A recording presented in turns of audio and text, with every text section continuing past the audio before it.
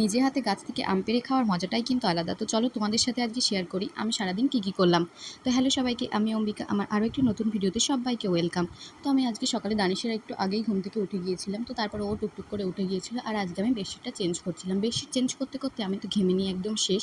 তারপর আমার ছেলেকে খাইয়ে দিয়েছিলাম। তো ওকে খাইয়ে দেওয়ার পরে আমরাও সকালে খাওয়ার জন্য একটু আলু ভাজা করে নিচ্ছিলাম। তারপর আমার ছেলেকে আমি ঘুম পাড়াতে চলে গিয়েছিলাম। তো তারপরও ঘুমিয়ে গিয়েছিল, যথারীতি আমি স্নান করে ওপরে চলে আসলাম সমস্ত জিনিসগুলোকে মেলে দেওয়ার জন্য। তো তারপর আমি নিচের তলায় চলে গিয়েছিলাম তুলসী গাছে জল দেওয়ার জন্য। আর এই হলো আমাদের নিচের তলাটা, চারিদিকে একদম সবুজ সবুজ। যাই হোক, তারপর আমি যেটা বলছিলাম, এই যে আমি গাছ থেকে টুকুস করে দুটো আম পেড়ে নিয়েছিলাম। আম পেড়ে নিয়ে আমি টুকটুক করে ওপরে চলে আসি। তারপর আমি দানিশের খাবারটা বসিয়ে দিয়ে চলে গিয়েছিলাম ওর স্নানের জলটা রেডি করে নিতে, কারণ ও এখনও ঠান্ডা গরম জলেই স্নান করে। যাই হোক, ওকে যেহেতু আজকে আমি স্নান করিয়েছিলাম শ্যাম্পু দিয়ে, শ্যাম্পু করে দিয়েছিলাম, তাই ওকে আজকে একটু হেয়ার ড্রায়ার দিয়ে চুলটা শুকিয়ে দিচ্ছিলাম। ও কিন্তু চুলে চুলে কি ওর মানে কোনো বডি পার্টসেই হাত দিতে দেয় না। ও চিরুনিটা নেওয়ার জন্য খুব কান্নাকাটি করছিল, আর এদিকে একদম সোনামুখ করে শান্ত ছেলে হয়ে বসেছিল। যাই হোক, ওকে তারপর খাইয়ে দিয়েছিলাম, আর ওকে খাওয়ানোর পরে আমি একটু খাওয়া দাওয়া করে নিয়েছিলাম। খাওয়া দাওয়ার পরে আমার ছেলে কিন্তু আজকে দুপুরে ঘুমায়নি, ও আজকে ঘুমিয়েছিল একদম 4টের সময়।